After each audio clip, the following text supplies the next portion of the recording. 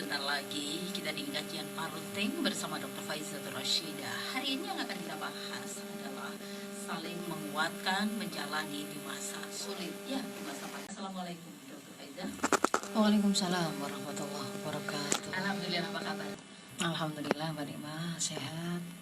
Semoga semua telur Victor juga dalam keadaan sehat.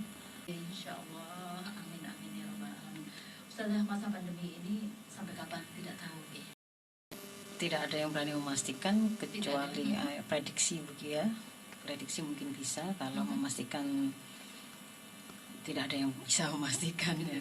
Tetapi kalau untuk kasus Indonesia, kalau pakai prediksi MIT akhir atau pertengahan Agustus itu prediksi dari puncak kasus untuk Indonesia. Pertengahan Agustus ini adalah puncak kasus. Iya, baru puncak kasusnya. Kalau pakai prediksi MIT pada datanya di Mutakhir, kalau tidak salah pemodelannya itu bulan lalu ya, akhir bulan lalu atau pertengahan bulan lalu begitu. Saya belum mengecek yang terbaru. Ya, jadi kalau kemudian hari ini kita sudah menjalani hidup ini dengan keadaan paradigma new normal ya. Sebenarnya kan kemarin sudah pernah kita bahas, new normal ini bukan bermakna pandemi ini sudah berakhir. Jadi kita itu terpaksa dalam tanda kutip ya hidup seperti normal di bawah ancaman pandemi COVID-19 yang memang masih ada di tengah-tengah kita. Jadi tetap waspada dulur Victor, teman semua, sahabat semua, untuk tetap menjaga kesehatan masing-masing. Protokol kesehatan jangan dilupakan dimanapun kita beraktivitas. Imun iman ya. Imun iman tetap berusaha dinaikkan semuanya, karena itu sangat berkorelasi. Kita juga pernah membahasnya, bagaimanakah iman itu akan menaikkan imun seseorang ya. Jadi baik ketahanan di level individu sampai masyarakat itu, kalau bagi seorang muslim dan bagi masyarakat Islam, modal kekuatan pertama itu adalah iman yang mereka punya. Bagaimana mereka menyandarkan hidup dan matinya ini kepada Allah, meyakini bahwa COVID-19 ini bagian dari makhluk Allah yang tidak akan pernah bisa melakukan atau menimpakan bahaya pada siapapun kecuali dengan izin Allah. Akan tetapi iman itu pula yang kemudian akan menuntut dari kita untuk dalam hal amal fisik, untuk senantiasa melakukan ikhtiar terbaik sesuai dengan apa yang ditentukan oleh syariah, yang kemudian mungkin hari ini kita kalau level perorangan kita bisa mengikhtiarinya dengan melakukan protokol kesehatan, melakukan social distancing, tidak keluar menemui atau menghadiri kerumunan begitu ketika itu tidak diperlukan, tidak harus melakukan tidak itu, urgent, urgent, tidak berkaitan dengan kemaslahatan kehidupan yang memang vital begitu, hanya untuk kongko-kongko atau hanya untuk have fun begitu, sebagaimana budaya yang sebelum pandemi ini itu kemudian memang ditumbuh suburkan ya. Maka selain itu juga makan makanan yang bergizi, memakai masker, tetap berusaha untuk senantiasa menjalani perilaku hidup bersih dan sehat ya. Dan seluruh protokol kesehatan yang diminta untuk dilakukan ketika kita ada di tempat-tempat publik tertentu ya. Misalkan kalau di rumah sakit itu kemudian di kursi tunggunya itu diberi arahan bahwa duduknya itu harus berjarak, ada tempat yang itu diberi tanda silang berarti nggak boleh diduduki ya, taatlah dengan itu. Jangan pada tempat yang boleh diduduki terus goncengan ya, satu kursi diisi 2 orang 3 orang lah ya. Atau kemudian ketika diminta harus, wah ini area wajib pakai masker, ternyata dia nggak bawa masker, tapi nanti biji maskernya tukang parkir ya, gantian dengan ratusan orang yang lainnya. Itu ada yang begitu, ada yang seperti itu ya. Jadi harus dengan kesadaran, sebenarnya ketaatan kita untuk melakukan ikhtiar terbaik sesuai tuntunan syariah itu bagian dari pembuktian keimanan kita kepada syariah itu sendiri gitu. Jadi itu adalah pembuktian keimanan. Jadi jangan kemudian menjadi orang yang menimpakan bahaya pada diri sendiri maupun kepada orang lain. La dororo wala diroro, nggak boleh, hukumnya haram kita menimpakan bahaya pada diri sendiri maupun kepada orang lain ya. Gegabah termasuk di sini. Iya betul. Kita tidak tahu, kita mungkin muda, kita mungkin terlihat sehat, mungkin kita dalam keadaan kelihatannya tidak ada keluhan apapun begitu. Tapi kita tidak tahu ketika kemudian kita berinteraksi dengan orang siapapun itu di luar sana, ternyata dia mendapatkan virus itu dari kita gitu. Jadi semuanya harus pada masa pandemi begini memang dalam keadaan berhati-hatinya itu seperti seolah-olah atau curiga begitu ya, bahwa saya ada kemungkinan menularkan kepada orang lain ada kemungkinan menularkan kepada saya. Jadi semuanya saling menjaga diri gitu. Jadi untuk saat ini di masa pandemi ini harus tetap saling menjaga begitu ya. Ini di luar konteks bahwa sebenarnya jumlah terbaik bagi masyarakat itu ya tentu pemimpinnya ya, dengan perlindungan yang disusun dalam bentuk kebijakan. Tapi saya memberi pesan yang lain bahwa seandainya pun kemudian penguasa atau pemerintah itu ada abainya, ada kebijakan tidak tepat, jangan kemudian itu tidak menjadi alasan secara perorangan kita tidak melakukan ikhtiar yang seharusnya menjadi kewajiban kita gitu. Baik, ya. Ustazah, saya melihat di YouTube 6 hari yang lalu jadi posting ya, kajian muslimah tangguh. Oh iya. Ini bisa diikuti oleh siapapun boleh. ya. Daftar dulu untuk dapat dapat password masuk Zoom-nya ya. Itu ke Ibu Aini. Ibu Aini di 081 332 06 1392. Saya ulang 081 3206 1392 ya. Dengan Ibu Aini untuk mendapatkan password ID-nya ya. Ya, jadi termasuk grup kajian Muslimah Tangguh. Nanti kajiannya tiap Jumat jam 4 sampai jam 5 sore. Jumat. Via Zoom meeting, ada live streamingnya begitu di YouTube. Di YouTube-nya Ustadz Fakih Syarif. Salah ya. Kemudian untuk Jumat ini kita sudah masuk ke episode ke-6, Mbak Lima. Sudah episode ke-6. Ya, insya Allah besok kita akan membahas mengenal sumber hukum dalam Islam. Ya. Meskipun baru bergabung besok tidak masalah. Ibu-ibu bisa juga mengakses pertemuan pada episode pertama sampai ke-5 di YouTube kami, di channel YouTube kami. Nanti PowerPoint-nya pun bahkan filenya bisa diunduh di channel Telegram kami. Coba bisa ada linknya saya bagikan di grup itu, di grup WA yang tadi daftar ke Bu Aini tadi. Ini nanti yang sudah mendaftar di Muslimah Tangguh ini nanti akan masuk dalam sebuah grup begitu. Iya. Jadi itu tadi masuk di grup WA, di grup WA itu akan diinformasikan ini link Zoom untuk pertemuan Jumat ini materi yang tadi disampaikan saya sampaikan. Kemudian kalau yang terlambat mengikuti secara langsung di Zoom-nya bisa mengakses di YouTube, di sini ada nanti disampaikan semuanya ya. Baik. Ustazah, terima kasih informasinya. Sekarang kita mulai ke topik ya, saling menguatkan untuk menjalani di masa sulit ini. Betul, Mbak Nima. Kenapa kemudian saya mengangkat topik ini? Itu beberapa waktu yang lalu atau mungkin ya sudah agak lama sebenarnya ya. Kita menemukan fenomena bahwa situasi pandemi ini memang menjadi ujian tersendiri bagi kita semua. Semuanya baik keluarga, baik masyarakat, baik negara, baik anak, baik ibu, baik bapak ya. Baik guru, baik murid baik wali murid. Masya Allah. Jadi ada yang kemudian saya melihat banyak kalau kita ikuti media itu banyak KDRT terjadi pada masa pandemi ini karena ada bapak-bapak yang tidak biasa hanya di rumah saja, kemudian tiba-tiba harus di rumah saja dengan keadaan yang semula dia berdaya untuk membiayai keluarganya, menafkahi keluarganya, kemudian tiba-tiba dia harus menghadapi PHK,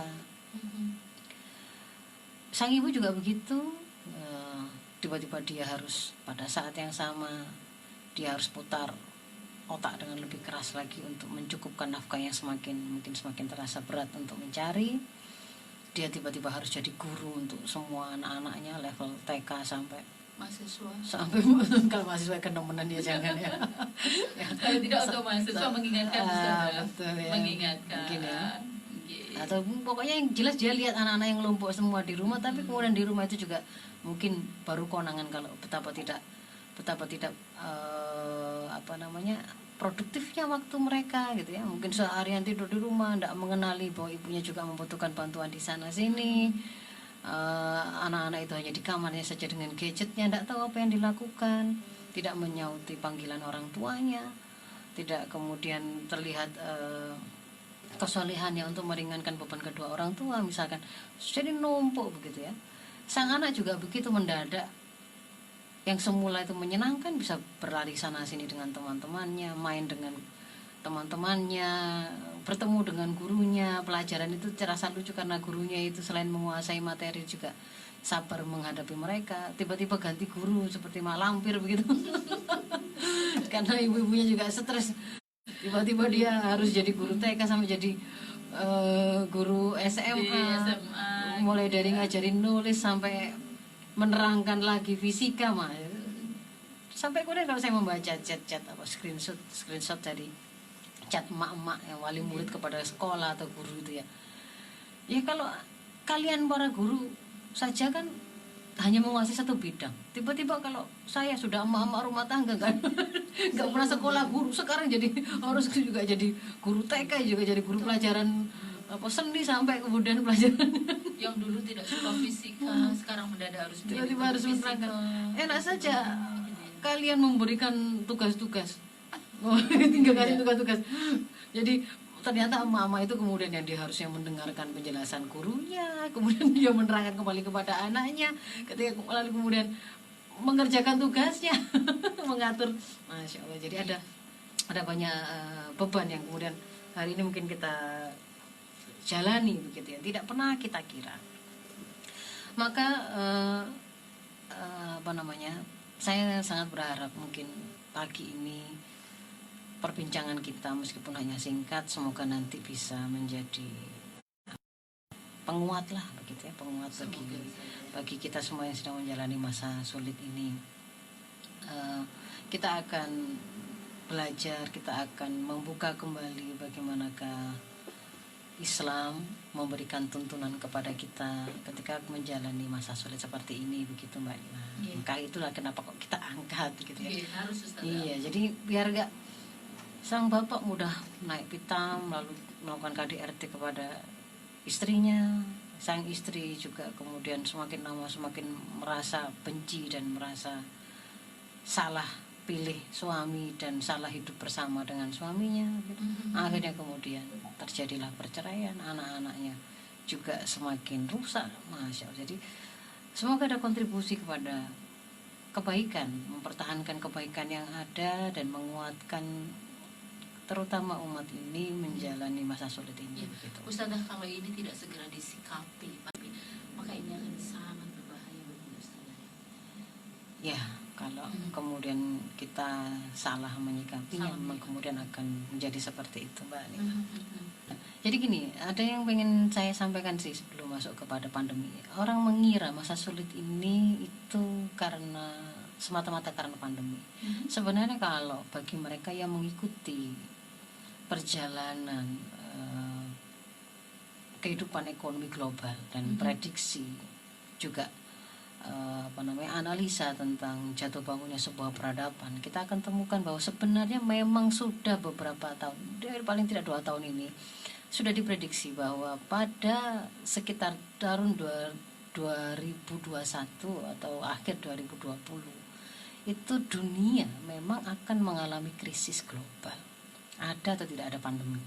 Ada atau tidak ada pandemi? Ternyata sebelum kemudian kita ketemu dengan krisis ekonomi globalnya sendiri, ada pandemi yang diturunkan oleh Allah dan ini ternyata mempercepat pengaruh dari atau efek dari krisis ekonomi global tersebut yang kemudian dirasakan oleh semua orang.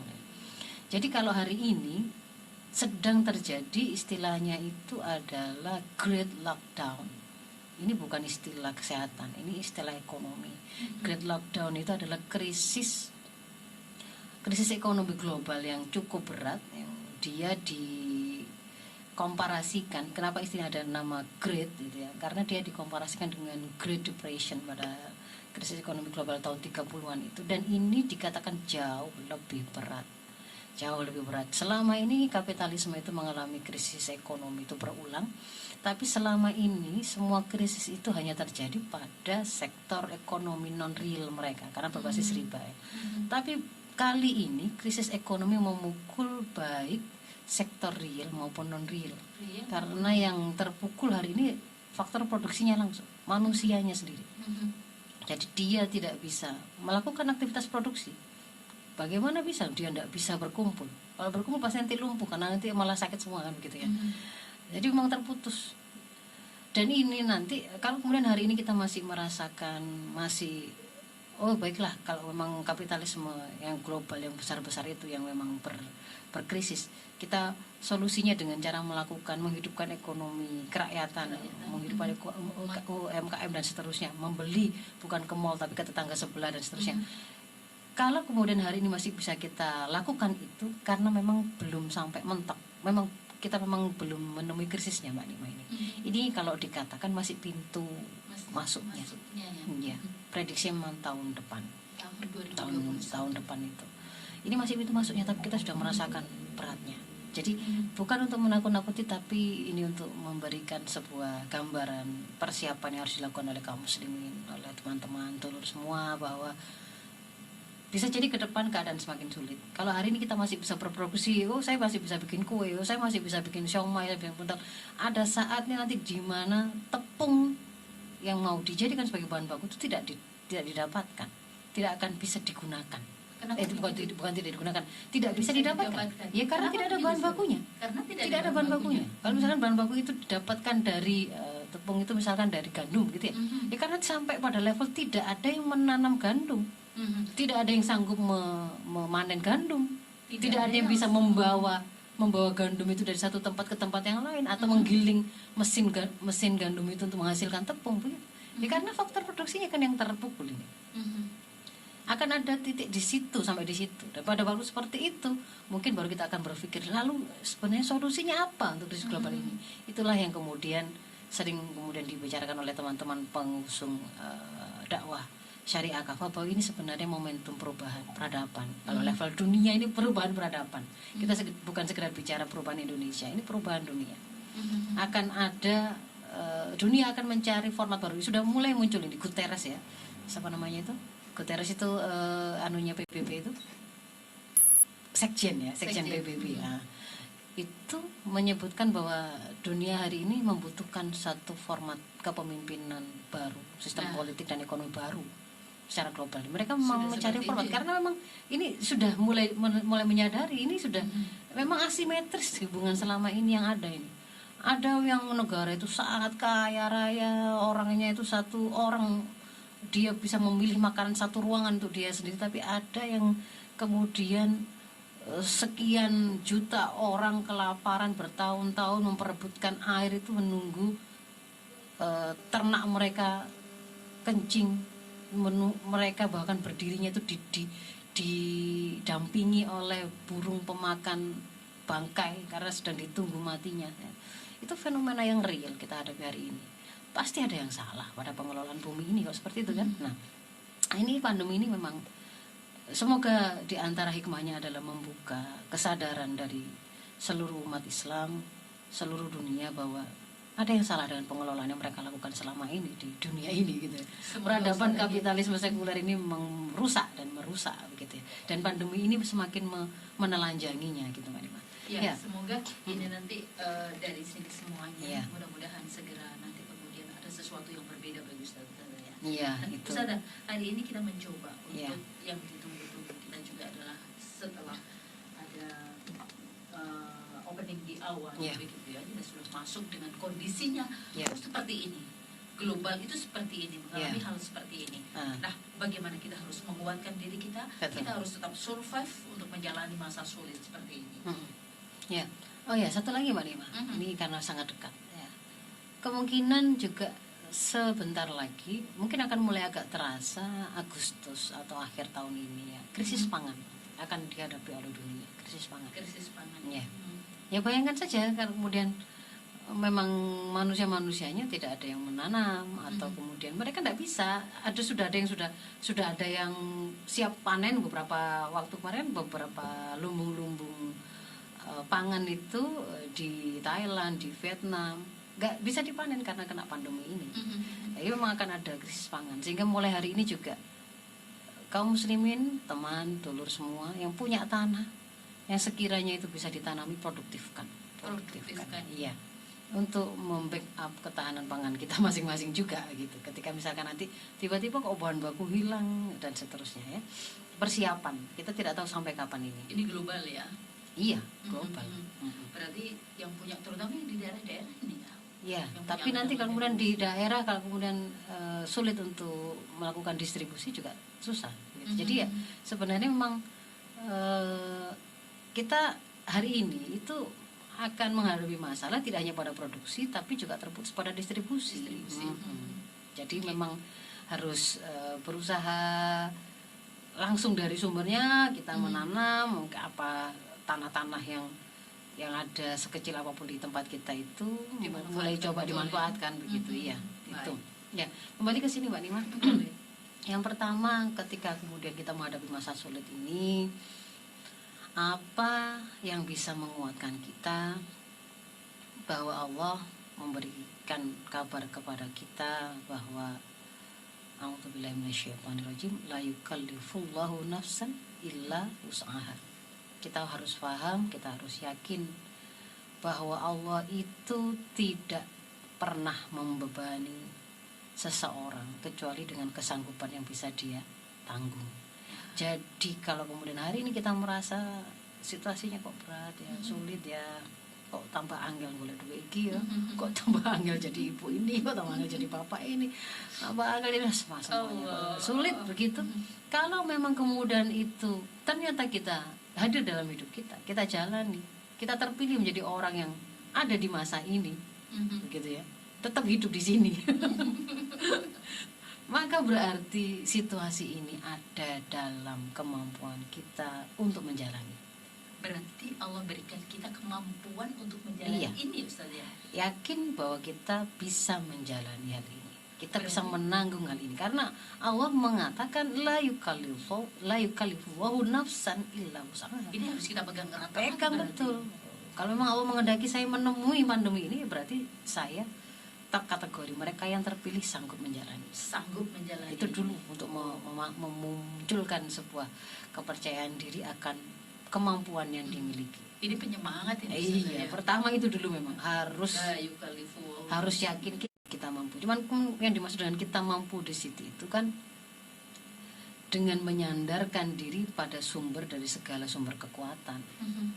Kita itu mampu berdiri begini ini kan mulai dari ada yang menciptakan badan kita, ada yang memberi kita hidung, organ apapun yang membuat kita itu bisa hidup, ada yang menyediakan oksigennya, ada yang menyediakan lingkungan, ada tanaman, ada hewan yang bisa kita makan, dan itu kan semuanya kan kalau kita pahami, siapa yang menyediakan itu. Jadi kita hidup pun sebenarnya saat ini pun kan kita merasa kita itu kayak hidup dengan sendirinya, itu sebenarnya bersandar pada satu kekuatan yang menjadi sumber dari segala sumber kekuatan, yaitu Allah. Maka ketika kemudian merasa yakin kita mampu menjalani pandemi ini, itu pun juga dengan sebuah kesadaran dan keyakinan bahwa kita mampu ketika kita menyandarkannya pada sumber dari segala sumber kekuatan, yaitu Allah. Jadi kita berharapnya ujungnya keyakinan itu ada di situ. Jangan semata-mata saya mampu berdasarkan atas kemampuan saya sendiri gitu loh. Karena nanti itu sangat lemah, sangat terbatas. Nanti kita akan merasa mudah putus asa ketika ternyata kita tidak mampu menghadapinya, dan kita mudah sombong ketika kemudian kita merasa itu adalah kemampuan kita sendiri.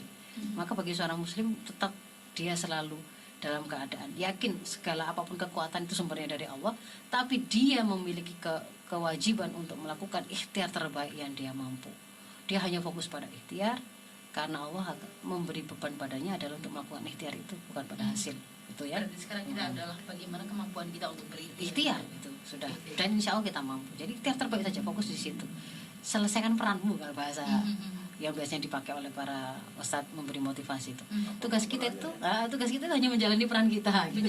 Menjalankan peran. Jadi itu yang pertama nih. Lalu yang kedua, kalau kemudian kita menghadapi situasi sulit, apa yang kemudian dituntunkan oleh Islam? Ingat satu hadis, ajabali amril mu'min, inna amrahu kullahu khair, walaysa dzalik li ahadin illa lil mu'min. Ya, ajaibnya perkara seorang mukmin itu, semua urusan yang dia hadapi, semua urusan yang dia miliki selalu jadi kebaikan bagi dia, dan ini enggak terjadi pada orang lain kecuali seorang mukmin. In asabatu sarra syakar fakana khairal lahu. Kalau kemudian dia ditimpa sesuatu yang menyenangkan, terasa ringan, itu terasa menjadi nikmat, kemudian dia bersyukur, maka itu akan menjadi kebaikan bagi dia. Wa in asabatu dharra sabara fakana khairal lahu. Dan kalau kemudian dia ditimpa dengan sesuatu yang terasa sulit, sempit, menyakitkan, kemudian dia bersabar, maka itu akan jadi kebaikan bagi dia. Jadi ternyata keadaan kita itu akan menjadi seperti apa, baik atau buruk, itu bukan karena apa yang kita hadapi. Jadi bukan karena sesuatu di luar kita, tapi pada pilihan kita bersikap menghadapi apapun itu, ya kan? Orang bahagia kita atau kebaikan kita itu bukan dibentuk atau dibuat atau ditentukan oleh orang lain. Jadi kalau bapak tadi yang stres tadi, karena kemudian menghadapi situasi yang tidak biasa seperti yang pola yang selama ini dijalani, mau menjalani kemudian nanti rumah tangganya itu menjadi terasa ringan, tetap menyenangkan, baiti jannati, ataukah kemudian itu jadi neraka tiap hari itu tukaran, itu bukan karena tetangganya yang buat itu, bukan karena atasan di kantornya, bukan karena pabriknya, bukan karena apapun di luar itu sebenarnya, tapi tergantung pada sikap kita menjalani fakta apapun yang menimpa kita tadi. Kalau pilihan sikapnya tepat, kedua apapun itu akan jadi kebaikan. Mau situasi sulit, mau situasi ringan, sama-sama jadi kebaikan. Tapi kalau sikapnya salah, mau dikasih nikmat bolak-balik berterus-terusan sama Allah juga nggak akan jadi kebaikan kalau salah sikapnya. Nah, penyikapan yang tepat tadi kan, kalau keadaan ini kita anggap sebagai sebuah kesulitan, gitu ya, maka diperintahkan untuk sabar. Sabar itu apa? Kemudian kita buka lagi kan ini supaya jadi nasihat ya. Sabar itu ada pada 3 hal. Sabar itu berusaha bertahan untuk tetap sikoh dalam satu, untuk tetap melaksanakan kewajiban. Yang kedua, untuk tetap tidak jatuh melakukan keharuman atau kemaksiatan. Lalu yang ketiga, ketika tertimpa musibah atau hal-hal yang itu merupakan qada Allah di luar jangkauan manusia, bukan bagian dari ikhtiar manusia, dia meyakininya bahwa itu adalah keputusan terbaik yang diberikan oleh Allah. Dia kembalikan inna lillahi wa inna ilaihi rajiun. Jadi kalau yang pertama tadi berusaha sabar dalam ketaatan. Sabar dalam ketaatan itu artinya begini kan, misalkan bapak tadi kan stres gitu, ibu juga stres. Bapak itu punya kewajiban wa'ashiruhunna bil ma'ruf pada para istrinya. Dia wajib untuk menggauli istrinya itu dengan pergaulan yang ma'ruf. Sementara sang istri juga punya kewajiban untuk menjaga qawamah suami, kepemimpinan suami tidak tercederai. Mau dia punya uang, mau dia tidak punya uang, dia adalah raja di rumah itu, kan gitu ya. Pimpin bagi keluarganya. Itu tidak boleh dicederai, tidak boleh. Terus kalau waktu punya uang dia didengar, ditaati kalimat-kalimatnya, perintahnya begitu. Tapi begitu tidak punya uang, kayak gak dianggap kayak sampah, itu jelas salah. Ya, maka kalau kemudian namanya sabar dalam ketaatan, meskipun sulit ya, meskipun habis di PHK, nggak terus kemudian itu menjadi alasan untuk dia mudah memukul istrinya. Berusaha bertahan untuk tetap taat melakukan pergaulan yang ma'ruf pada istrinya, Itu sih sabar jenis pertama, sabar dalam ketaatan. Istrinya juga begitu, tetap mentaati suaminya dalam kebenaran. Itu yang pertama. Sabar jenis yang kedua, berusaha untuk bertahan tidak sampai jatuh pada melakukan maksiat. Jadi dia tidak kemudian akan memukulnya, kemudian akan melakukan kemaksiatan-kemaksiatan yang lain. Sama, yang istri juga begitu. Dia tidak kemudian termakan kan. Di antara kelemahan istri adalah pada lisan ya. Pada lisan, yang digambarkan oleh hadis itu, para istri itu banyak menjadi penghuni neraka karena apa? Bukan karena dia kufur kepada Allah, tapi kufur pada suaminya. Jadi kalau suaminya itu setelah sekian lama dia memberikan banyak hal kebaikan, tapi begitu melakukan satu kesalahan seolah-olah semua kebaikan itu terhapus, dia mengatakan wis gak ono api blas memang awakmu itu begitu. Kemudian juga di antara yang lain adalah kesulitan dia mengendalikan lisan, apalagi kemudian hari ini ditambahi dengan propaganda psikologi yang menyesatkan ya. Misalkan perempuan itu harus mengeluarkan 2000 kalimat per hari ya. Itu kalau kita muslim tanya dulu, betulkah itu sebenarnya propaganda begitu dalam Islam? Tuntunan dalam Islam itu jelas, falyakul khair aw liyasmut. Cuman itu. Jadi kalau kamu beriman maka yu'minu billahi wal yaumil akhir falyakul khair aw liyasmut. Berarti mau laki mau perempuan, kalau Anda iman, Anda mampu, Anda diperintahkan untuk ngomong yang baik. Pilihan pertama itu ngomong baik, itu lebih baik. Iya. Tapi kalau nggak bisa ngomong baik, diem. Jadi nggak terus iki hakku untuk mengeluarkan 2000 kalimat. Tidak ada itu propaganda begitu dalam Islam, tidak ada. Jadi nggak ramai gitu ya. Dan itu justru kemudian sering memicu begitu ya. Jadi satu sisi suami kemudian lupa bahwa ini ada istri yang dia ambil sebagai amanah dari bapaknya, menggunakan nama Allah sebagai mitsaqun ghalidz, sebuah perjanjian yang besar disaksikan oleh Allah langsung. Yang tadinya dia dibesarkan oleh bapaknya gitu ya, sekarang dia tinggal bersama dalam pengasuhan suaminya. Jadi ini seperti bapaknya gitu ya, menjadi pelindungnya, menjadi gurunya, menjadi kayak, bayangkan kalau kemudian sandaran ini tiba-tiba menjadi orang yang tidak bisa diharapkan karena keburukan akhlaknya, karena perlakuan buruknya. Bagaimana dia mau lari kemana? Dia sudah diambil dari bapaknya. Itu kan para suami harus menyadari itu. Dia udah ambil dengan atas nama Allah, maka dia harus sadari itu. Ya, istri juga begitu. Kemarin dia mau menerima pernikahan yang dilakukan oleh suaminya itu dengan kesadaran bahwa ini nanti menjadi, sang suami itu akan bisa menjadi jalan masuk surganya dia dari pintu manapun kalau sampai dia mendapatkan keridhaannya, kan begitu kan. Jadi kemudian sama-sama menyadari, sama-sama melonggarkan hati, sama-sama berusaha sabar dalam melakukan ketaatan, sabar untuk bertahan tidak melakukan maksiat. Jangan sampai lisan yang istri menyakiti suami, nantang-nantang kan, namanya suami dituantang-tantang ya, dia nggak bisa ngeladen secara lisan, tangannya yang turun, sama-sama salah begitu, sama-sama salah. Maka bersabarlah, situasi berat begini ini tetap bersabar, sabar dalam ketaatan, sabar untuk tidak maksiat.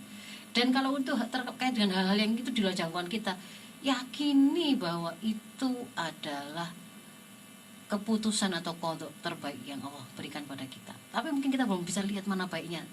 Yakini saja dulu. Bukan salahnya siapa-siapa. Jadi gak usah nyalakan. Ini kenapa aku kok sampai di PHK kayak gini nih? Gara-gara apa ini? Nyari orang disalahkan. Nggak usah. Kalau memang itu di luar bagian dari ikhtiar kita, gitu ya. Yakini berarti Allah punya skenario terbaik yang disiapkan untuk kita. Itu yang harus itu sabar tadi kan gitu ya. Lalu yang berikutnya, supaya ini terasa lebih ringan, fokuslah pada semua kelebihan yang kita punya. Fokuslah pada semua kelebihan yang kita punya, lalu syukuri. Hitunglah itu. Yang namanya nikmat-nikmat itu hitunglah coba kalau bisa. Alhamdulillah, meskipun kita itu tidak punya uang, tapi kita tidak punya utang. Misalkan begitu ya. Ya, itu diantara kalau yang bisa saya sebut ya, meskipun tidak kemudian harus kita itu tersedia banyak hal mudah kita beli, karena memang kemudian hari ini mungkin kalau diantar kebutuhan yang akhirnya menjadi primer hari ini itu kuota Mbak Nima kalau kalau kita hari ini tuh ya. Jadi mungkin makan itu malah justru kemudian harus diatur-atur, tidak mengikuti keinginan lidah yang kalau dulu sebelum pandemi kita diajari oleh kapitalisme itu hedonis ya. Sampai melalaikan halal haram. nyari kuliner tuh pokoknya se ekstrim mungkin ya. Ketemu kadal ya kadal, ketemu kelelawar itu kan begitu. Halal haram nggak pernah dipikirkan. Yang kemarin itu lebih ngejar fashion itu sampai ke arah modenya bukan syar'i tidaknya. Sekarang kita diajari ini. Maka sebutlah semua nikmat yang kita punya, syukurilah. Alhamdulillah meskipun kita itu ndak ada tabungan, tapi kita ndak punya utang. Bayangkan kalau orang-orang itu yang dikejar-kejar utang, yang punya utang, alhamdulillah kita itu punya utang tapi nggak dikejar-kejar suruh bayar, yang ngutangi kita itu baik-baik gitu ya. Pokoknya apapun yang menjadi kelebihan atau positif, syukuri sebut. Kita itu ndak bisa makan mungkin mewah, tapi anak-anak kita sehat, nggak harus pergi setiap hari keluar masuk rumah sakit. Ibu kita sehat, nggak harus kita anterin untuk kemudian kontrol cuci darah. Semuanya sulit hari ini situasinya. Ya, jadi perbanyak syukur dengan mencari di list gitu ya, banyak kelebihan yang kita punya, syukuri di situ. Tetap memperbanyak syukur dalam kondisi seperti supaya kemudian nanti terasa lebih ringan. Nah, Jangan itu banyak ngeluh gitu. ya itu yang kedua dan ketiga. Dan yang berikutnya itu mengingat kembali komitmen. Kalau di keluarga ini ada level-level macam-macam ya Mbak Nima ya. Di keluarga tadi itu masing-masing itu kemudian memahami ini adalah situasi sulit bagi semuanya. Anaknya itu juga adaptasi, ibunya juga adaptasi, bapak juga adaptasi. Maka pada kondisi seperti ini jangan malah berpikir wes urip dhewe-dhewe kok luwih enak. Wong urip wong bareng saja itu terasa berat gitu ya. Apalagi kemudian dewe-dewe. Jadi orientasinya itu saling menguatkan. Jangan malah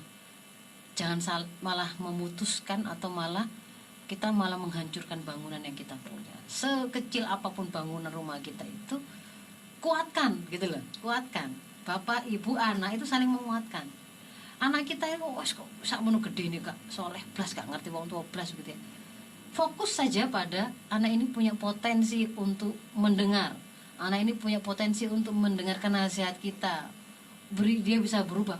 Fokus saja pada usaha untuk menstimulir kebaikan dan potensinya dia. Ngasih nasihat. Berubahnya kapan kita mintakan pada Allah yang membolak-balikkan hati. Kalau Allah yang membolak-balikkan hati menghendaki sehari tiba-tiba berubah, bisa berubah. Dakwah Rasul itu 13 tahun di Mekah itu nggak ada yang menyambut. Tapi begitu kemudian Fathu Makkah, dalam satu hari seluruh penduduk Makkah beriman. Kan tidak pernah dibayangkan nih. Balik satu hari semuanya beriman. artinya keadaan apapun saat ini juga bisa seperti itu. Iya.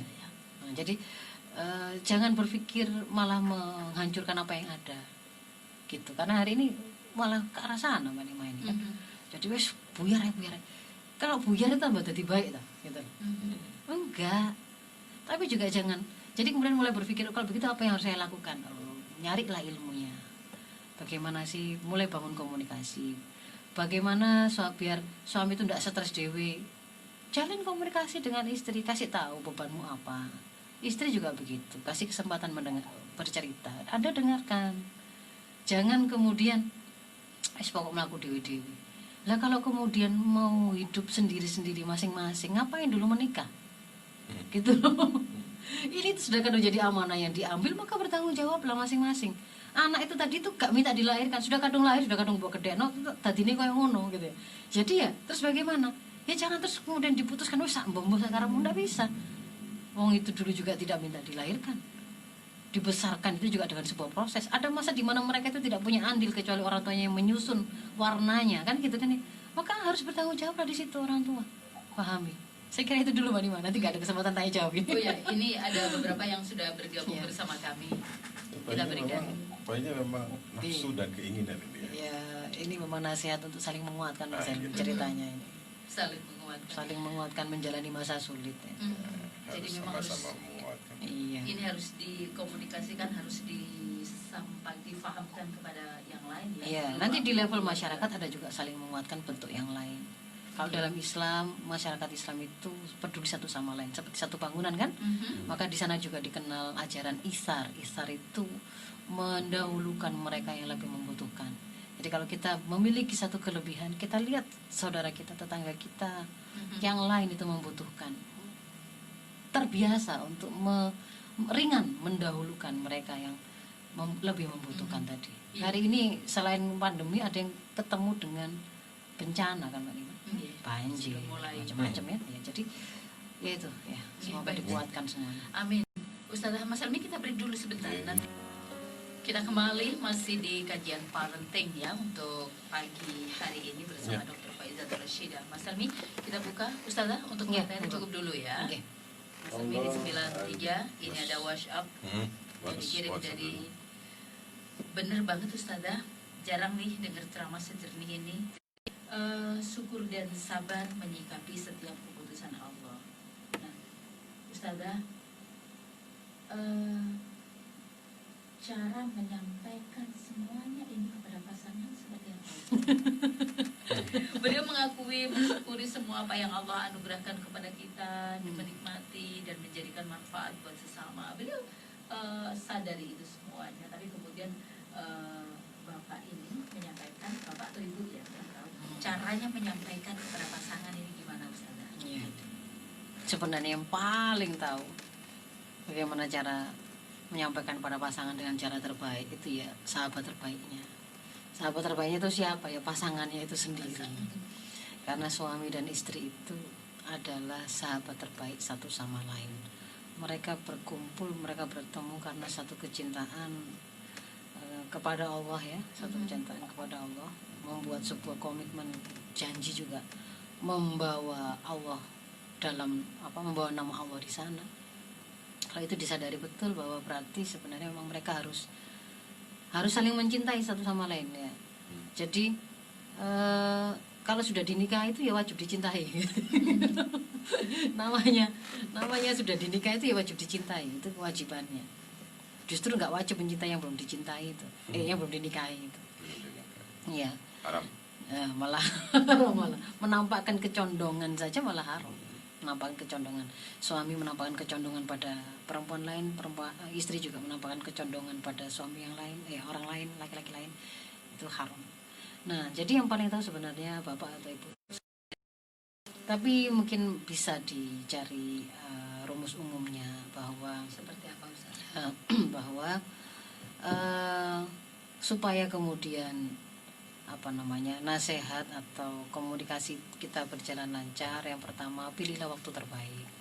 Pilihlah waktu terbaik. Di antara waktu terbaik kalau untuk pasangan suami istri itu adalah setelah mereka ada dalam keadaan paling intim. Itu waktu di antara waktu terbaiknya. Jangan dalam keadaan ketika masih sedang ada beban yang belum terselesaikan ya, baru datang, masih kita tidak tahu suami atau istri tadi. Jadi suami istri tidak tahu suami di luar itu ketemu apa, menghadapi apa, mungkin habis jatuh atau seharian nggak makan atau apa, nggak tahu, langsung diceritani dengan rongocos begitu. Atau kemudian sang suami juga nggak tahu di rumah tadi istri menghadapi sebuah hektik yang seperti apa, menghadapi anak-anaknya atau urusan rumahnya. Jadi pastikan dulu, lihat situasi yang paling setelah kita pastikan terpenuhi apa yang menjadi kebutuhan istirahat maupun makannya, maka di situ silakan melakukan komunikasi. Jadi pilih waktu yang tepat. Jadi tumplok lah sebenarnya. Jangan ngawur waktunya kapan. Lalu yang kedua, dalam berkomunikasi itu harus dengan sebuah kesiapan untuk berlapang-lapang begitu ya, berlapang-lapang. Jadi bukan untuk golek sapa sing salah. Sejak awal itu memang berusaha, tujuannya apa? Nyari solusi, mau menyampaikan solusi. Berarti pilihlah diksi ya, pilihan kata-kata yang itu tidak hendak memojokkan atau menyalahkan salah satu pihak. Ya, kalau kemudian mau menyampaikan apa yang kita analisa hari ini, ya boleh dengan jenengan seperti mendengarkan sendiri, tapi dipuanterno gitu sampai kedengaran semua juga bisa. Kalau nggak bisa menyampaikan, mengulang lagi susah gitu misalkan, kan bisa saja seolah-olah ditinggal masak sambil dengerin gitu ya, atau sambil ngapain. Itu kalau memang mau membuka percakapan atau komunikasi sendiri, maka pastikan kata-kata yang dipilih tadi memang bukan untuk ini mau mepet gitu loh, mau mepet. Nah, gara-gara setelah saya mendengarkan Ustazah Faiza itu, berarti memang bojoku salah, mosok sidik-sidik ngamuk sidik-sidik ngamuk. Padahal tadi itu saya menyampaikannya kan tidak semata-mata yang laki-laki gitu. Paham bahwa ini istrinya itu amanah beliau, wis masya Allah kasih kekuasaan yang luar biasa besarnya atas istri itu, dan itu mengambil amanah itu atas nama Allah. Ini kan sebenarnya nasihat untuk para suami. Tapi juga para istri itu ya ojo apa namanya mancing-mancing gitu loh dengan lisan yang tidak direm sama sekali atas nama mengeluarkan 2000 kata tadi. Tidak ada itu dalam Islam. Harus menahan. Iya, sehingga kemudian kan berarti kan ini mau nyari yang terbaik. Kalau nyari terbaik bukan semangatnya bukan untuk mau membuktikan loh kan sing salah gitu loh. Sing bener aku, nggak boleh begitu. Kalau memang mau membuka sebuah komunikasi yang sehat, maka pilihlah diksi yang ini untuk mencari solusi, bukan untuk memepet, mendiskreditkan seseorang atau salah satu pihak. Lalu yang lain adalah apa namanya? Gini loh, kita harus meyakini bahwa Allah itu yang memegang hati dan pikiran seseorang di tangan itu Allah. Ya mintalah ke Allah. Mintalah ke Allah. Bolak-balikkan hati. Mintalah ke Allah. Mintalah ke Allah. Allahus Samad. Bergantungnya kita itu pada Allah. Allah yang memegang ubun-ubun. Nggak usah langsung mutusi, gak mungkin gak bakalan berubah. Nah itu berarti apa namanya, berputus asa. Itu berputus asa. Berputus asa. Tapi tadi saya melirik ada catatan kemarin di malam saya lihat TV itu di daerah Jawa Barat itu tingkat perceraian meningkat. Betul, dia karena Di pandemi. Surabaya malah menurun. Nah, itu tadi baru saya lihat. Nah, menurunnya karena apa? Menurunnya soalnya belum dicatat apa gimana? soalnya nggak berani budal gugat karena masih pandemi. Jadi alasan juga. Karena masih ada zona merah gitu. Apakah harus melalui daring pendaftarannya atau gimana? Apakah nanti kalau kemudian hijau terus mau data sing daftar data wae lah. Karena fenomenanya itu. Ini memang masa sulit, maka jangan membuatnya menjadi lebih sulit dengan cara kita salah memilih sikap. Maka sama-sama menguatkan, saling menguatkan. Jangan salah memilih sikap. Gitu, ya. Termasuk yang harus kemudian menguatkan itu, menguatkan masyarakat itu, para pemimpinnya juga harus menguatkan. Ingat teladannya seperti Umar bin Khattab ketika masa paceklik itu. Saking beratnya situasi yang dihadapi oleh masyarakat itu kan. Kalau pemimpin dalam Islam, maka mereka pertama ketika menghadapi pandemi atau menghadapi musibah itu adalah mereka melakukan seruan taubatan nasuha semuanya. Taubatan nasuha. Seruan taubatan nasuha untuk kembali kepada syariah Allah. Itu harus selalu dilakukan oleh para pemimpin dalam Islam. Lalu yang kedua, dia menjadi teladan terbaik untuk dalam hal kesabaran, dalam kezuhudan, dalam hal pengorbanan, pengendalian diri. Contohnya kalau Umar itu kan dia menolak makan apapun kecuali roti keras dan minyak, ya. Sampai wajahnya digambarkan kan hitam gitu. Jadi pernah dibawakan makanan sedikit enak oleh istrinya kan, dia marah karena ketika di luar itu masih ada rakyatnya yang belum bisa makan, kok kamu ngasih saya makan begini gitu. Nah jadi jangan kemudian ada pejabat yang malah pamer-pamer makan-makan atau apa yang itu tidak menampakkan posisinya sebagai teladan untuk menghadapi situasi sulit ini. Science of crisis. Sense of crisisnya, gue kiran royoan kekuasaan tuh ya, itu ya. Ustazah, ini ada jam 8 ya.